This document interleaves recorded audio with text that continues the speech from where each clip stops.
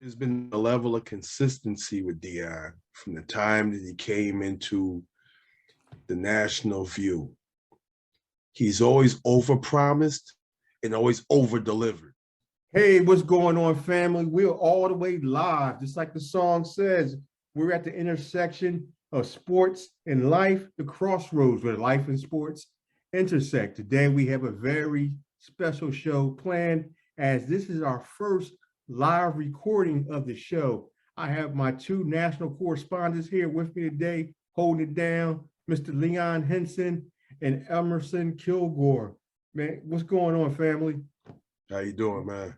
Hey, I'm doing fine. I'm doing fine.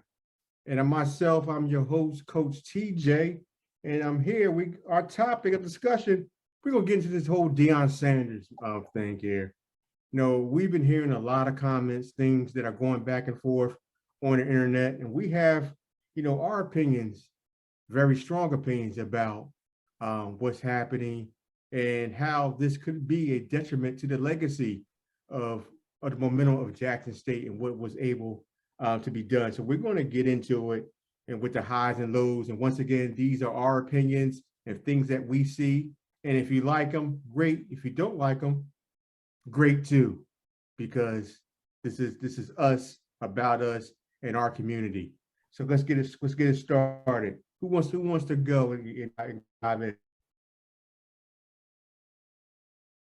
I'll go first. Okay, man. Yeah, let's go, man. So listen, we're going to talk about the legacy of what, Coach Sanders left at Jackson State. So first of all, I think we need to start on what Jackson State was before Coach Deion got there. Absolutely. That's where we need to start. Everyone's talking about what he's done and how he's done it. And I mean, you got to give credit where credit is due. I mean, he did a fantastic job there. Now, if we look at what they were before he stepped foot on campus, okay, most folks didn't even know about Jackson State. Okay, let's just be honest right now. Okay, he brought them to a national level. Okay, he brought them to a point that people knew about Jackson State. So, his legacy is going to be one of, he brought this, he brought this star power to there and was very successful within a very short period of time. So I think his legacy is good. I think, he did what he was paid to do. So, obviously we're going to talk about his departure, but I think his legacy, he's going to probably go down as one of the best coaches Jackson State ever had, and he wasn't there for that long. So, I don't think anything negative about what he did or what he's doing now. I think that he brought them up a whole bunch of notches, and I think that's a great thing. I think that's something that Jackson State needed. So, his legacy is going to be great as far as I'm concerned. Right, and then people, I think, ultimately forget, and I think it comes down to sometimes people, when you do something, they're for you until you do something that they may not like. Right. There was a whole lot of cheering when he brought, me and Lee were talking about earlier, he brought Walmart to the table. A whole lot of cheering, when he brought American Airlines. A whole lot of cheering when he brought Under Armour to the table. The football team had more uniforms than Oregon. Right. They were switching uniforms every other week. Right. You see the state-of-the-art locker room that they didn't have, that they have now. American Airlines is an official partner now. So they'll no longer have to take the bus. Right. You have the HBCU highlight day on First Take, which was inspired by Deion Sanders, on ESPN.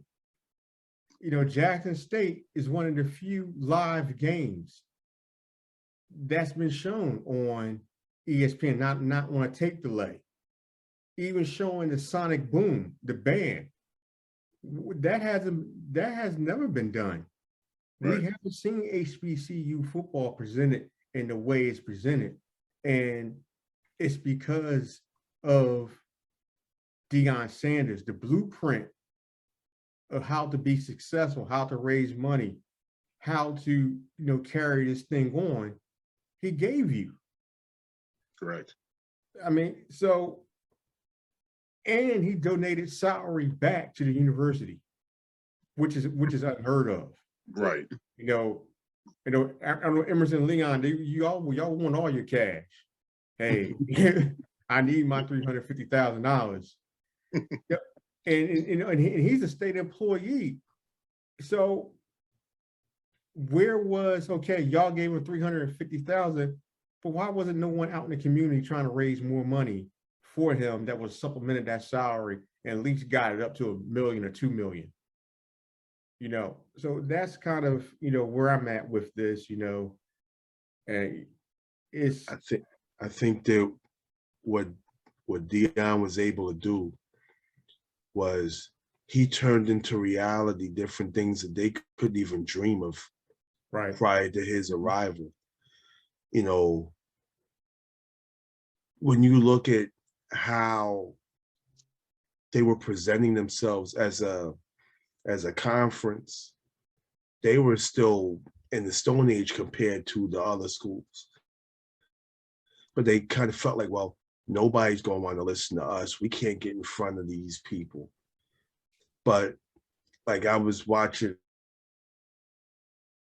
a show before, and they were saying, if you need an attorney to represent you in a criminal trial, you don't get a real estate attorney.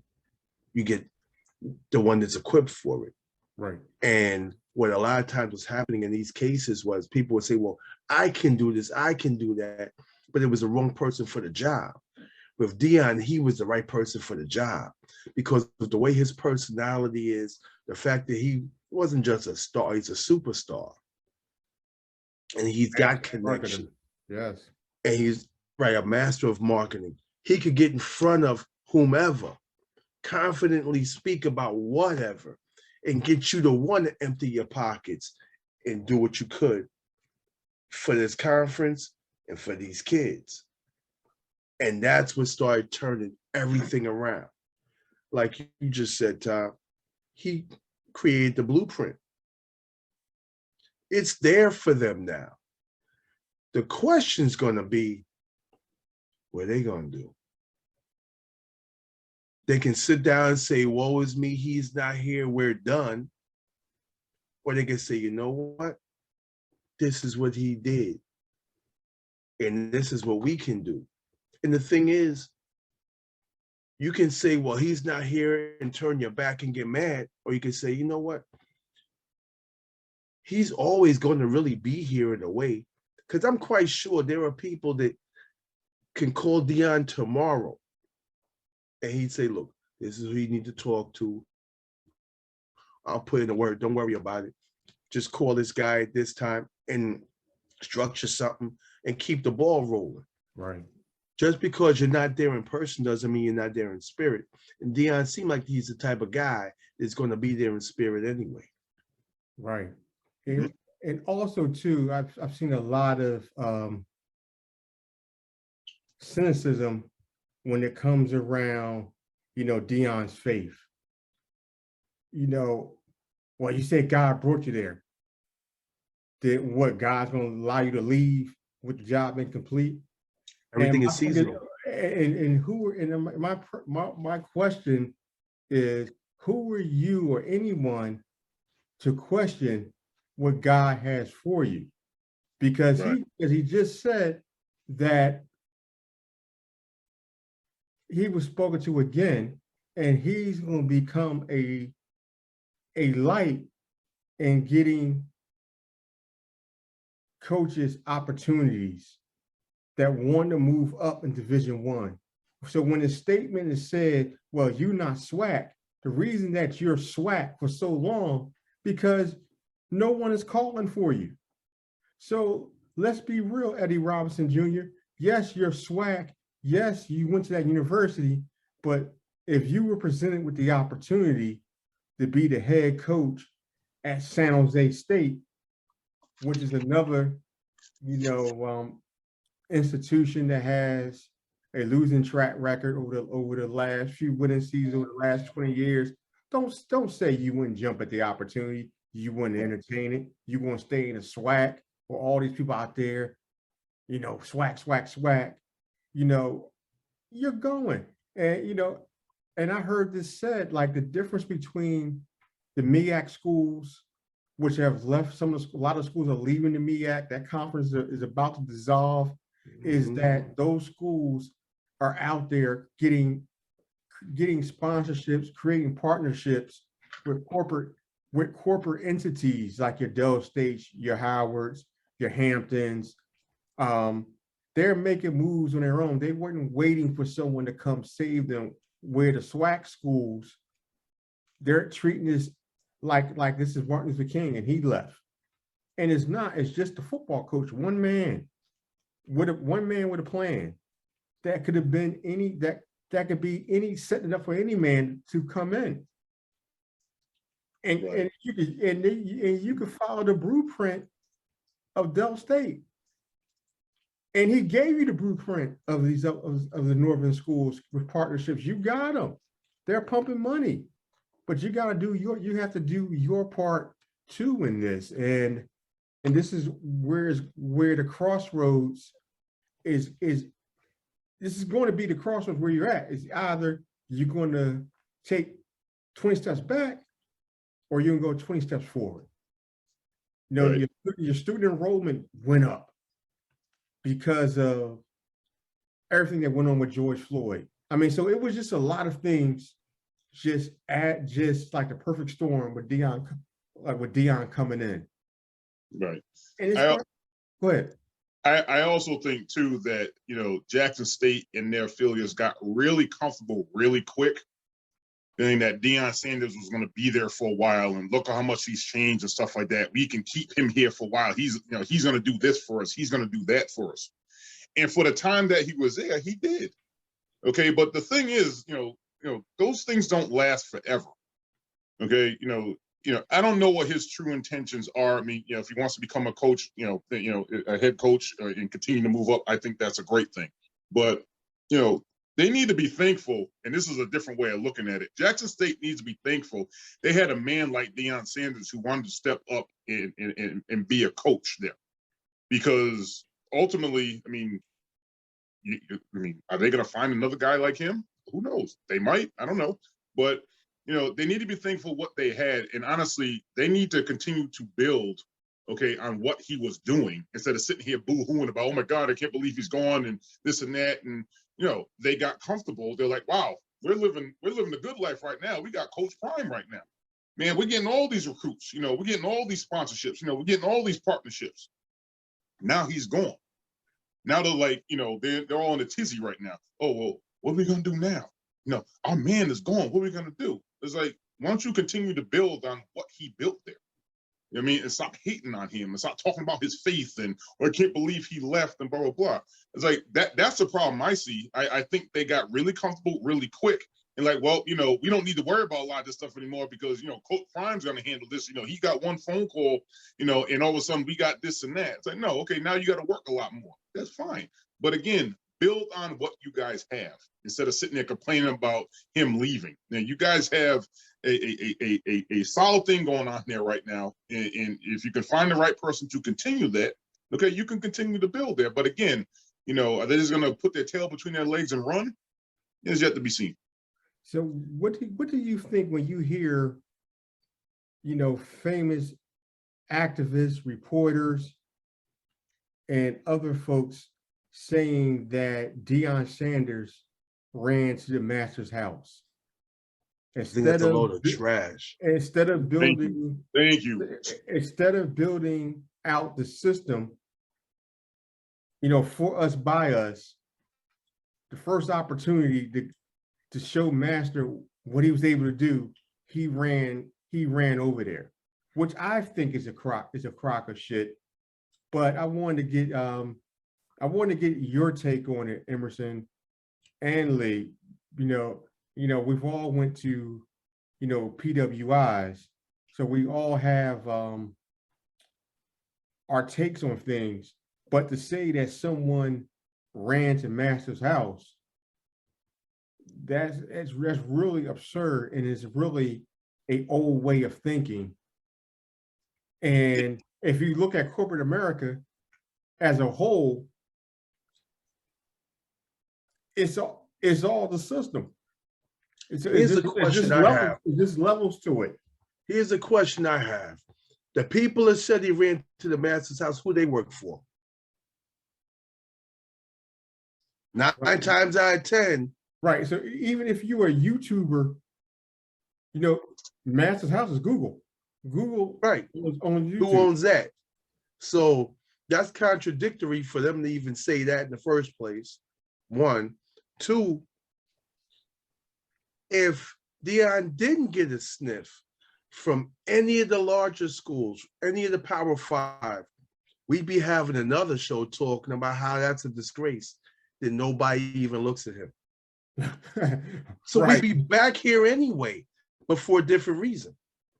So now here's one of the rare opportunities that one of us is getting a look that deserved it, because he was 27-5 where he was, so he proved himself as a coach there.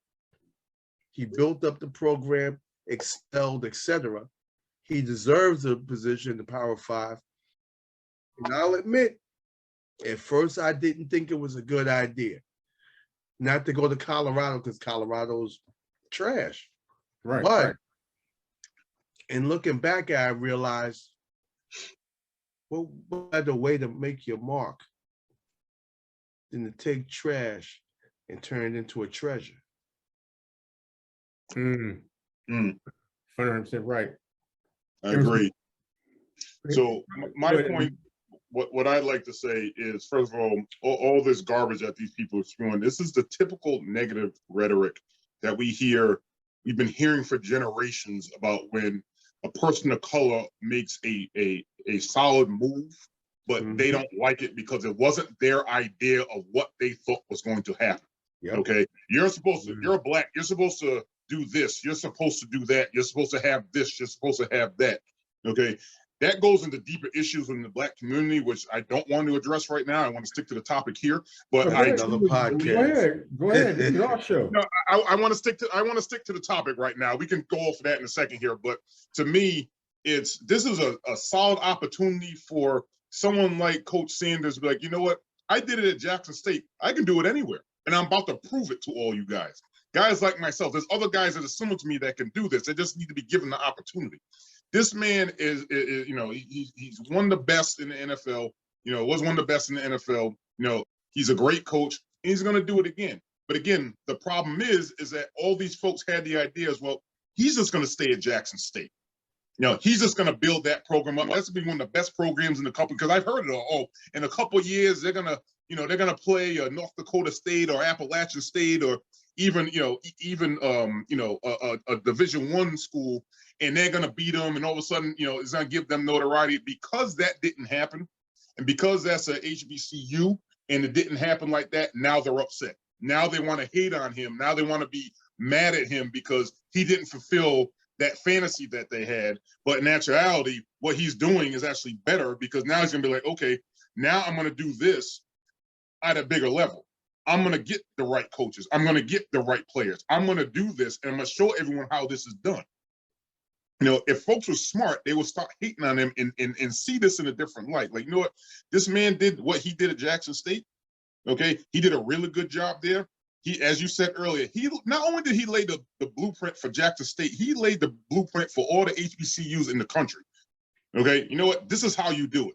Okay, now, is it going to be tough to get a high-profile person or, former NFL player to get that? Yeah, it might be, but you know what? You got to step your game up. Okay, you got to do some work now. But at the end of the day, he's done what he's needed to do, and now he's going to do it at a higher level, and people don't like it because they had the vision that he was going to stay at Jackson State and continue to build that program. That's the problem. But you know what, too? There's been rumors, of Jerry Rice, Ed Reed, and other, NFL, top retired talent that are looking to get in coaching. Deion Sanders and Jackson State could pave the way. Right. when there's an open, look at Eddie George and what he's doing at Tennessee State. That was inspired by Deion Sanders. So yes, Jackson State and other HBCUs can give an opportunity, but they have to be open to as well that this can become a cycle of new NFL guys coming in, sharing their knowledge, building up the program, expanding on the blueprint, because the next person may have better ideas, a smoother way of doing things, and tweaking things just a little. But with the negativity, who's going to want to come in? And no one is talking that Jackson, Mississippi still has a infrastructure problem. Right. They still, they still have a high crime area. Just a week and a half ago, a girl was found dead in a car on campus. So there's a lot of issues, and not to say that other universities don't have problems, but right now we're talking about Jackson and the challenges that it's bigger than the football program. Challenges where Deion may not have had the strength to carry on what he wanted to do. So I think we've all been in positions where, at a job or somewhere where enough was enough. And it started to weigh, because you don't know the stuff that he's dealing with in the battles he's fighting. No matter how strong someone appears, someone that's a perfectionist like Deion's just like, I can't, my time is done. It's time to pass the baton. The longer I stay here, maybe because of all the issues I'm dealing with, I start to go backwards, which you never want to do. Then we're having a whole nother conversation. Yeah, you swag, but you're going backwards. You're losing now. You ain't that great. So there's a lot of things that could have happened with him staying and possibly not being all the way in and dealing with issues that we don't know about. And Deion's too classy to put Jackson State on blast. Right. To talk about all the other stuff that's weighing. And Colorado just came along at the right time. Sometimes you ask the Lord for a rescue boat, hey, you sinking, you on a Titanic. Here comes Colorado. Deion Sanders was smart enough. Boom. Right. Boom. And he had 4 other offers he could have went to.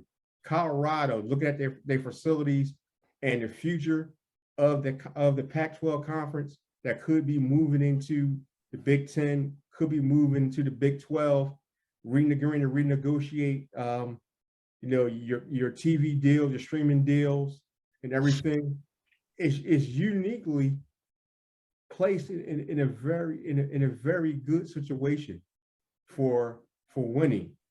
And like both of you guys said, he's the right person at the right time that's going to shed light on that program. I want to ask you guys a question. Now, remember when Deion was getting ready to get hired to coach at Jackson State, they were questioning how good of a coach could he actually be. He only coached high school kids, never coached at the college level. What's his legacy going to be? He leads these guys to the level of success that they were at. Then he goes to Colorado and brings them up out the ashes. Does that make him one of the greatest coaches of all time?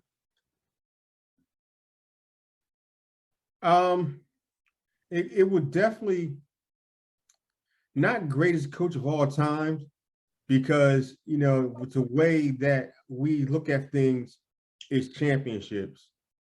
And the greatest microwave coach of all time, you got to look at Jimmy Johnson.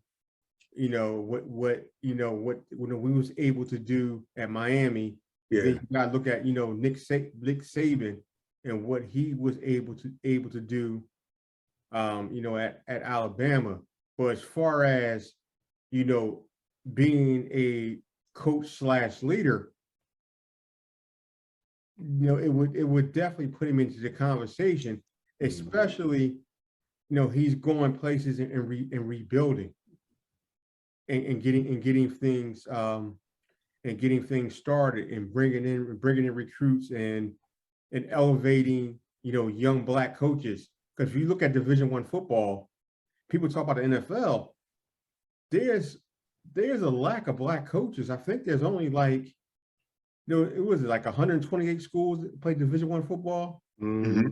Somewhere in that mix, 132 maybe. Something like that.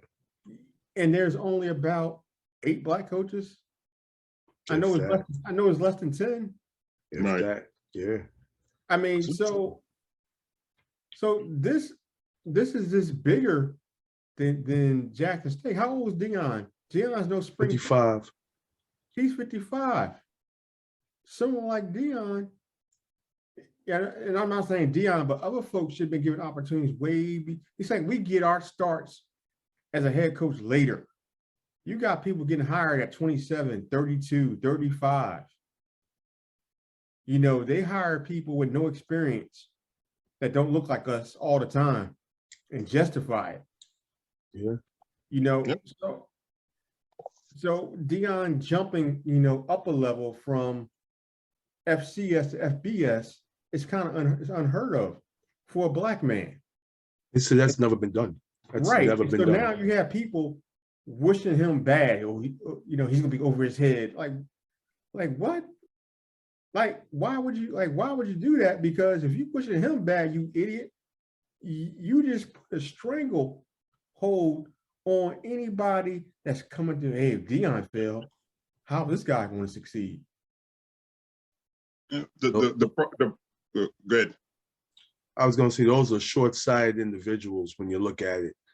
Yep. In the long run, he's helping our people as a whole.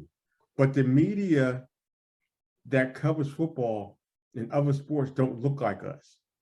So there's a lot of bias that's in the media, and a lot of time is lack of understanding. Yeah. So things need to happen. Like more of us need to go into the media and cover, high school sports, cover college sports. These newsrooms around the country, we're not represented, at all. So we rely on their opinions to shape our narrative. And some people are fair, but a lot of them don't understand, and they don't want to understand us.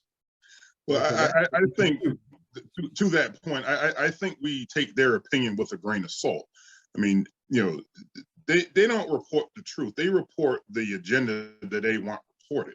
You know what I mean? So that's kind of when I look at the media, and again, that's with everything. They're looking at this as, they're going to start keying on the fact that everyone's not happy with Deion Sanders because he left Jackson State.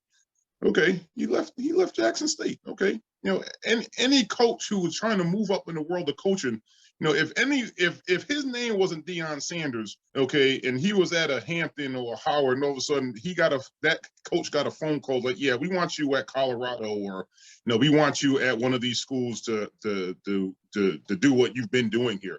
Okay, there would not be any of this issue right now. Okay, again, these people had their heart and soul set on the fact that he was just going to stay there because that's what Black coaches do. They don't get the chance to move up in the world because, and again, I definitely agree with that. I agree that, they understand that, a lot of these Black coaches that are definitely deserving don't get the shot simply because they're Black, and like you said before, a lot of these younger Black coaches have much more both playing and coaching experience in the people that they hire, but yet they hire these people anyway. And just like you said, they justify it. So to see this, okay, and for to see and hear all the hate that's going on, it's not justified. He's going to prove a lot of people wrong. I hope he brings up a lot of different coaches, which I feel he's going to do, that can do the job and, do the job, number one, and then get the job done, which is two different things. Doing the job, okay, yeah, I'm offensive line coach. Yep, that's great. Okay, but can you get it done on the field? Can you show them the right technique? I hope he brings folks up like that, so he can prove all these haters wrong. Right. And I feel he's going to do that. So, but the thing is, yes, there's going to be a level of hate because, again, it's the typical, like I said, it's the typical negative rhetoric of, this black man's supposed to do this, this black man's supposed to do that, and he's not doing that. But who the hell is going to tell Deion Sanders what to do? He could walk away right now, but the heck with all that. You can't tell him that. You can't tell him that. Ask, does he care? Right. You see what do you think, Emerson? You are a young sophomore at Syracuse. New coach comes in, and he basically tells you, "Hey, I'm bringing my luggage with me." In his room.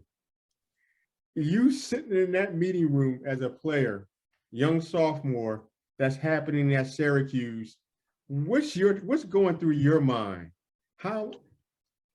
Well, there's a couple things. Will you be in there cracking up? Because you a dog. He ain't talking to you.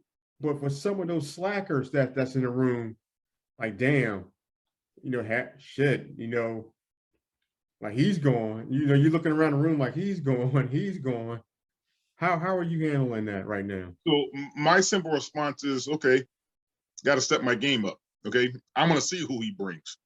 Okay, if I'm those guys at Colorado right now, I'm trying to prove Coach Sanders wrong. To be honest with you, that's the attitude I would take. Oh, really? You're gonna bring in someone better than me? Let's see. Let's find out.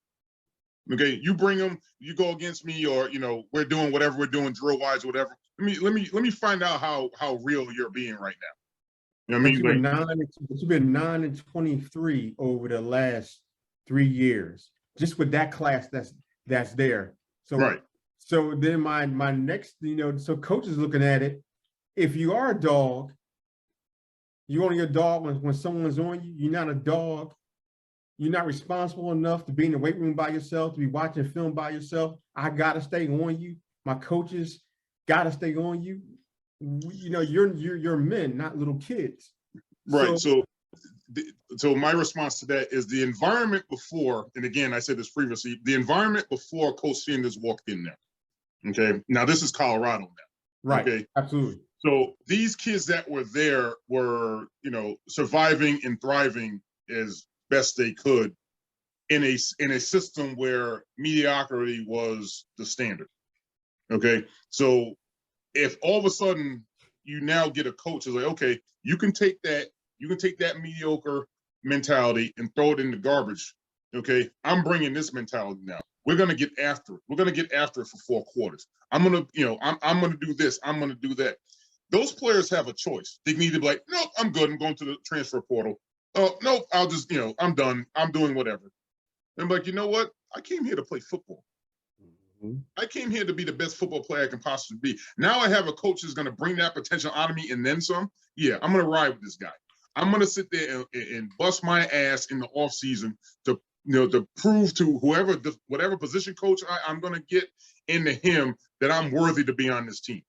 Because these kids know, those kids from Colorado know, okay, the game has now officially changed. The moment he stepped on that campus and be like, yeah, this is how we're running stuff right now, either the cream's going to rise to the top. Some of these kids will be like, nope, I'm good. I'm out. There's going to be 20 kids from Colorado on the transfer portal. But there's going to be some of them kids like, you know what? Yeah, let me see what you got. Okay, you're going to step the game up. Okay, let me see what you got. Okay, I'm going to step my game up. Okay, you can bring whoever you want. So to me, if that was me, if that happened to me my sophomore year, that's exactly what I would have, that's the way I would have handled it. Right. In the same way, shit, I'll even get a shirt saying I'm coming. I'm coming back. Right. When a coach comes in and tell you like, yo, I'm coming. Everything that you ever thought, you ever read, I'm coming. If you dogging it, I'm coming. I'm like, damn. He just flat out laid it out. But those conversations get had all the time. It's just that no one that's usually had in the coach's office behind closed doors. This one is for the world to see. Deion Sanders is going to give you exposure. Right. Now with exposure, you're going to have to be on your JOB because he's going to call you out, on that. And that's the type of coach. That's the type of coach you want, that when you know exactly where you stand. Because a lot of people are sneaky. And have Right. you out of there, you think things are going good. They call you to the office and telling you want a full ride. Now you're partial. Right. Or hey, or you're getting a call from the bursar's office, and you're like, hey, you still got an outstanding balance. Like, what? I'm on scholarship. Hey, you better talk to your coach. So at least he's telling you. So once again, if he wasn't doing these things, we'll be having another conversation about Deion. Yeah. So it looks like we're going to be having, a conversation about Deion. But just to, once again, to go back to, Jackson State, where you have a school that has a bad environment, but enrollment is up. Bad environment, national sponsors. Bad environment, they get a new stadium built. There's so many, the positives outweigh the negatives based upon, in environments. You're talking about a school now is going to have the facilities. It may surpass Howard. Mm. Well, I don't know about. I think the Howard, folks that have something to say about that. But it could become the beacon of HBCUs. Right. Once everything comes together.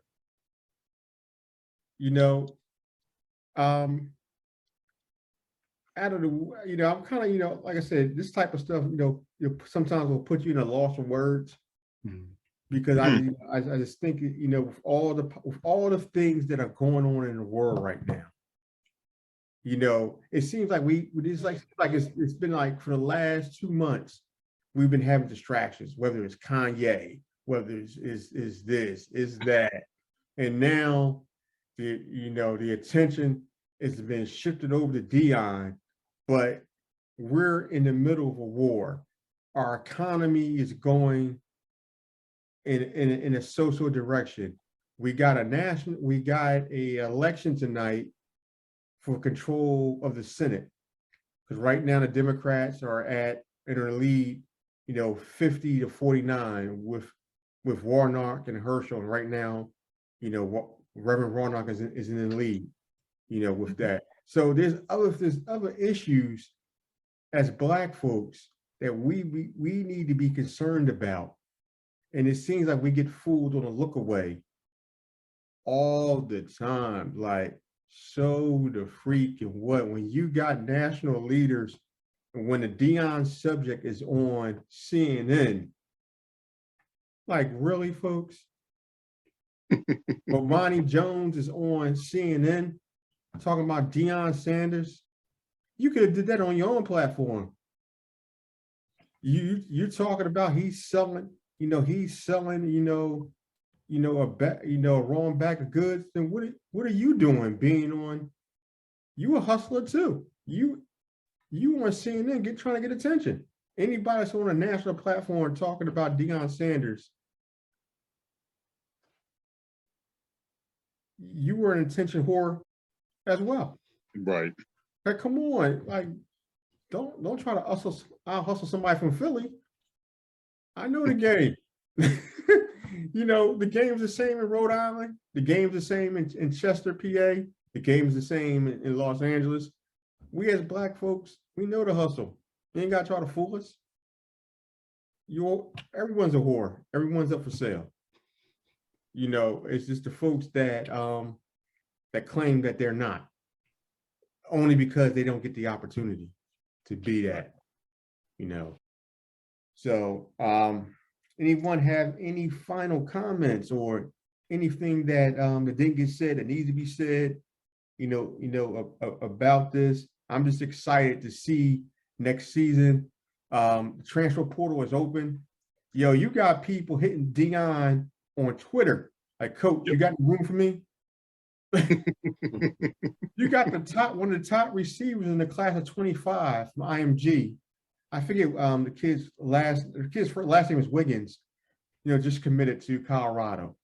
The class of 25 is way off, but it starts the ball rolling because if a 25 kid is already, saying, hey, I want to come there, he's friends of a 23 kid. Right. Now that's going now to take a look at Colorado or a 24 kid. So the floodgates of free agency in college football is open. There's been a level of consistency with Deion from the time that he came into the national view. He's always overpromised and always over-delivered. Yeah, that's a rarity. Overpromise and over-deliver. And I think that this is going to be another one of those situations. Yo, we need to copyright that. Overpromise, get that on a shirt immediately. Overpromise and over-deliver. That's rare. Let's say, for instance, in getting his sea legs together, they go 6-6. That's a plus.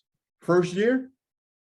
In first year in the Pac-12, which arguably has some of the best coaches in America. I mean, the coaching staff at Arizona State, the coaching staff at Arizona. Look what's going on at Washington, UCLA, USC. Oregon State can beat you. Washington State. There's Utah. There's Oregon. Yep.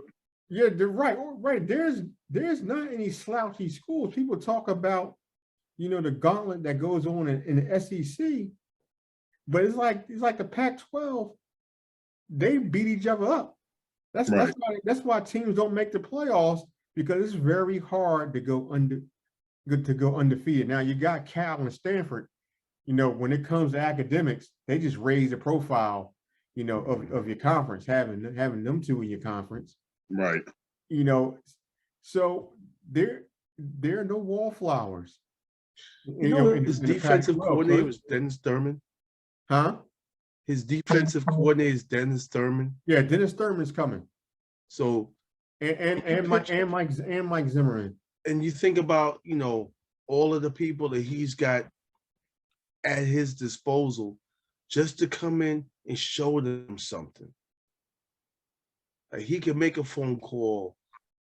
T.O., I need you to come out here real quick and talk to these kids. And T.O.'s coming.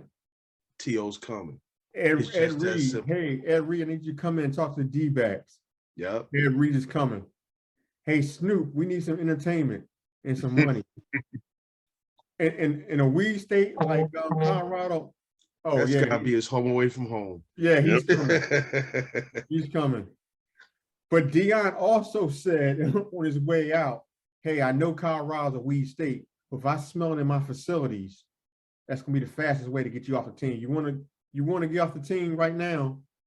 Let me smell some weed. Mm-hmm. Right. I'm like, damn. And he walked out the door. The last thing he said, he's not playing. He's not going to have to worry about those 3 a.m. calls that someone got in trouble. Right. There's going to be a huge code of conduct. Things are going to change. To me, I think he's really going to change the landscape of college football. I think that, from right now, okay, you have all these, up and coming players trying to get to Colorado. Okay, like their stock is officially rising right now. And again, I agree with you. If they go, 7-5, 9-3, whatever, that's an automatic victory. I mean, he's really going to resurrect that program. And if he does decide to stay there for a few years, I can see them, being in the top 10, possibly getting a playoff spot, especially now since they're thinking about, I just saw this, like making it an 8-team playoff. I can see, him building a program to the point that is possible. 12 team. Oh, it's 12. I literally just saw 8 the other day, so that 12 would be good. But at the end of the day, I think this is a great move for Colorado. I think that whoever was like, "Yo, let's go get him," was brilliant. I think he's going to bring something that Colorado hasn't had in a very long time back there. And again, it's Coach Sanders. What I mean? Like, he's going to do what he needs to do, and he's already proven himself at Jackson State. I think he's gonna be able to do more because they have more resources there at Colorado. So I think he's gonna be even better. I think that within the next couple of years, they're gonna be contenders, and is this gonna continue? Now, again, if he stays there for 3 years and builds that program up and decides to go somewhere else, it is what it is.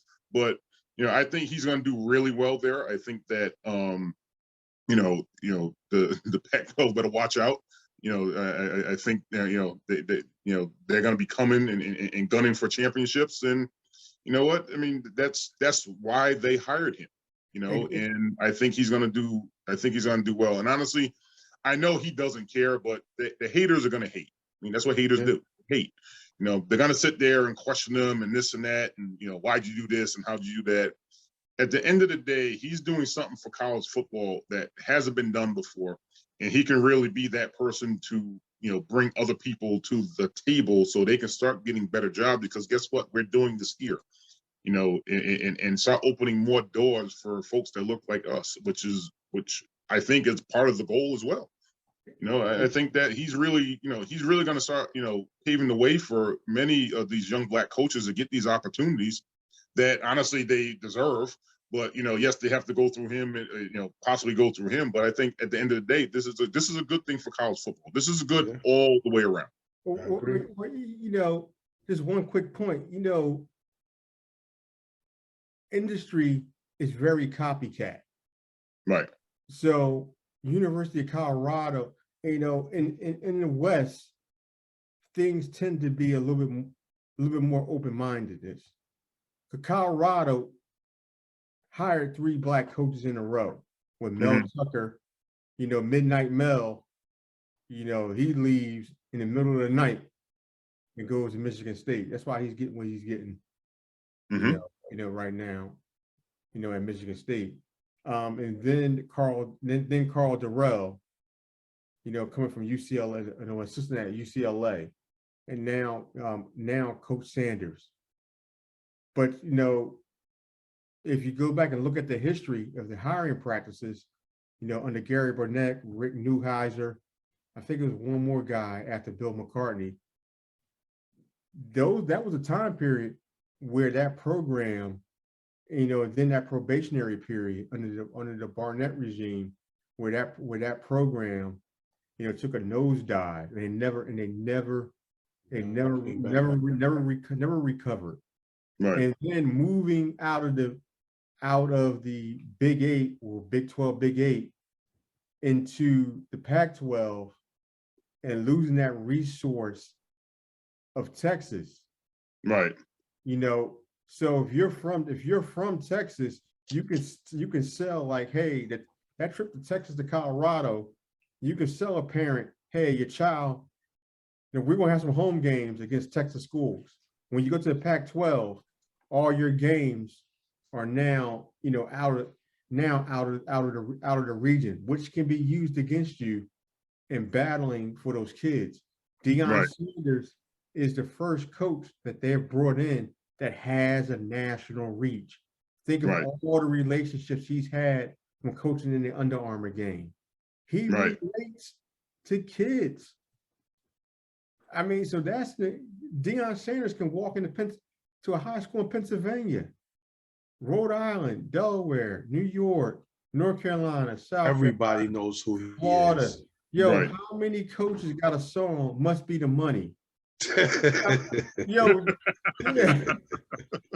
yo, how many coaches got videos of him and what do you have on, like sneaker shoes, running a 4.240 and leaving? Just imagine if he had on cleats. Right. I mean, most people at his age is irrelevant. This dude is relevant. He'll tell you, Google me. Yep. I mean, And there's a whole library there. advantage. You know, a rap album, like Coach is cool. Played in the World Series. Yeah, yeah. Top of all that. With his chains. Played in the World Series and the Super Bowl. Yep. Yeah, man. So, you know, Deion, you know, in my book, did exactly everything he said he's going to do it, the way he was going to do it. You know, you had to be smart enough to be able to read between the lines when people are speaking, or if he's metaphorically speaking. You know, you have to know, and questioning a man's faith, you know, that's not good, because when God tells you to move, you move. you move when the Lord gets ready. So you know, when people start questioning that, I look at their belief in Jesus Christ, and I'm like, Jesus Christ, they don't believe. Right. It's par for the course for him. When Right. you look at him as an athlete, he didn't just make all his bones in one city. He played in multiple cities and starred and led where he was in those cities. Right. And when he left Atlanta, you know, God called him to San Francisco. When he left San Francisco, he went to Dallas. When he left Dallas, you know, he went to Washington and then Baltimore, where ended his career. I mean, so he's made him, you know, he was 37 years old, still making an impact. Right. Because he was a smart player. He wasn't as fast as he used to be, but he was very smart. His IQ was out of this world. His study habits, you know, out of this world. Just imagine if he's able to get these young men studying tendencies. I mean, yo, the team, like I said, that team is good for 7 wins. Right. Just on IQ and tightening up the mistakes. 7 wins first season. You know, the Alamo Bowl first season, something like that. Right. You know, Deion Sanders could be up for the O'Brien Award as a top quarterback. Right. You know, hey, his accuracy is on point. And I don't care if you at the FCS level, Division II, Division III, NAIA, you putting the ball where it needs to be. The receiver just turns and catches it, or it's dropped in right over the shoulder. That looks good on any level. Right. And the NFL will find you for doing that on any level. You putting the ball into windows like that. Right. I mean, he's spinning it better than Carson Wentz did when Carson Wentz was at you know, if you want to do a comparison, when Carson Wentz was at North Dakota State, he's at Jackson State, both FBS schools, he's spinning it just as well. Right. Mm-hmm. If he would have stayed at Jackson State, he would have blew out Steve McNair's you know, record. I mean, so Deion Sanders is a very special talent. 4-star coming out of high school. Now he can show the world. He can show the world on a Division I level. Right, and in that weight room, he's gonna get stronger and faster. Right. Yeah. He's gonna get stronger and faster. That's it. Well, guys, it's been a plum pleasing pleasure to work with you guys this evening, and I hope everyone out there, you know, has enjoyed. If you guys have comments, please leave them for us, and we will comment on a, you know, come back and comment on a later show. Please like and subscribe by hitting that like button, hitting that subscribe button. So anytime we drop a video, you get a notification of what we're doing and what we're bringing to the table. Once again, this is the Crossroads where life and sports intersect, and we talk about it all, whether it's education, community development, sports, politics, relationships. We may even do TV show reviews. So, this is the place where you can get a gumbo of subjects that we're going to dive into. Right now, my correspondents don't know it, but I might as well tell you now. I'm working on a special early day signing day show where we're going to go through and talk about the signees for this year. So I'm pretty sure we'll be talking about University of Colorado and Deion Sanders. What type of early signing day he's going to have, which is in about 2.5 weeks. And then we'll also cover in 2.5 weeks what he has done in the transfer portal, because some things will come to fruition by then because there's only so many scholarships. Right. So stay tuned. Once again, like us, subscribe to us, comment on us. If we miss something in our conversation, we're not perfect, but definitely drop it in there. And we'll definitely, like I said, we'll come back and comment on it. This is Thomas. And for Leon and for Emerson, we're out. Peace. Man.